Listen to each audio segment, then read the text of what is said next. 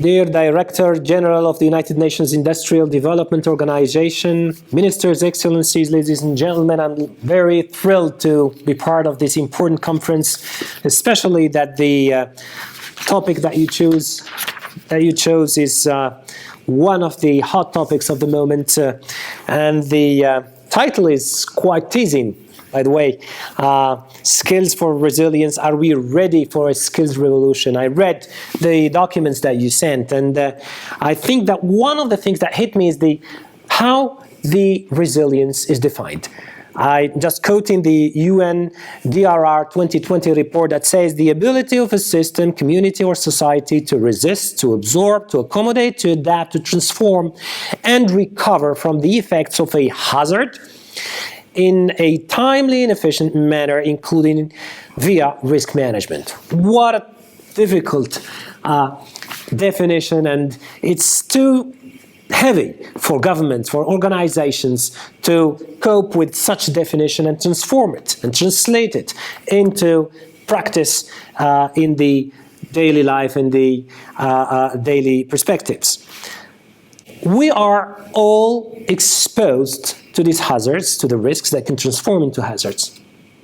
The original approach is maybe to tackle risk management through occurrence and severity. And a government would then, or an organization would then, within the framework of enterprise risk management, ERM, would then align a couple of processes to mitigate that risks. For our case, we're talking about resilience in skills. We're talking about people who can find themselves jobless. We're talking about companies who can go bankrupt. We're talking about industrial, economic difficulties that we lived during the COVID crisis, by the way. You have a couple of questions related to TVET, to skills, to companies, to resilience. One of them is, how can we better prepare for the skills revolution and become more resilient? I think we definitely need to connect to the new culture of labor and work. We have these YZ generations that want to work differently. They want to work in a totally different mindset. They want to have a different life. It entails the needs of this and the wants of this young workforce, so that we can take, of course, their perspective of work. Social dialogue is one of the tools that we need to leverage in order to prepare the skills revolution and become more resilient. Because without agile, flexible work or labor laws, we will not make it. We will not make it. We need to have then deep reforms. We need also to make sure the SMEs are taken into consideration. So we need to have specific policies for small and business enterprises. Self-employment is one of the new ways we can also tackle the issue. For our case in Morocco, we achieved on the 30th of April a historic agreement within unions and the employers, with the government, of course, on social dialogue, where for the first time we planned these important reforms, and especially the one on the labor code that has not been changed for 18 years now, and we're working on that so that we can achieve it by next year. We also have a Small Business Act for jobs. So we're trying to make this connection between these small and medium enterprises, which are responsible for something like 71% of jobs in Morocco. And, of course, the reform that we have to do for these companies and the workforce, and especially the new workforce that we're trying to promote. Another question is how we create more resilient and inclusive TVET systems. There is no shorter line than connecting TVET with the professionals, with the private sectors. Namely, PPPs. Public-private partnerships. We have something like 14 years of experience in Morocco, where we created between 15 and 20 centers with professionals in the automotive industry, in the aircraft industry, electronics, green energy, where the government, the state, builds or provides the investment, and the private sector runs and exploits these institutes that are related to a sectorial strategy, so that we can provide the sector, the industry in question, with the right skills, but not skills that the government would think of or some kind of observatory will provide, but the skills that the professionals themselves, those who are in the front line of the market, can say and tell and describe and specify, so that the trainings on the TVET system can work.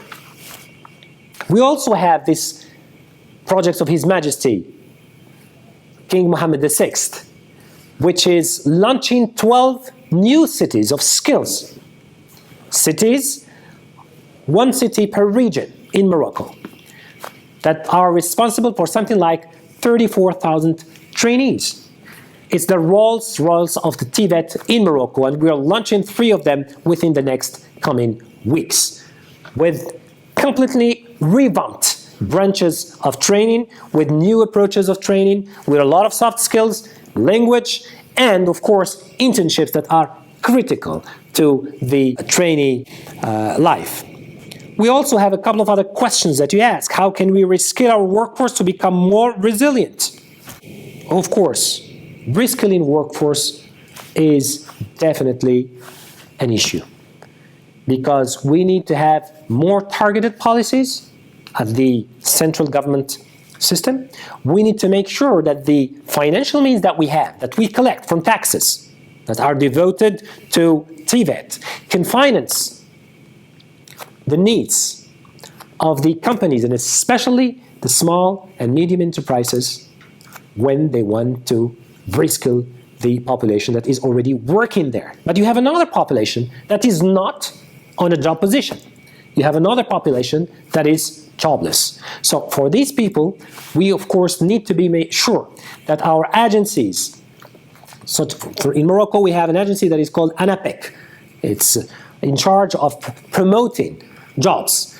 We need to make sure that they can get the right skills when they are in their journey of reskilling. But this is not just a technical process. It's a human process where we need to make sure that the generations that we have in front of us, those who lost their jobs, can really make it. They have to envision a new future in a new job position, so that they can make the effort to switch from electronics to finance, or from finance to electronics, by the way.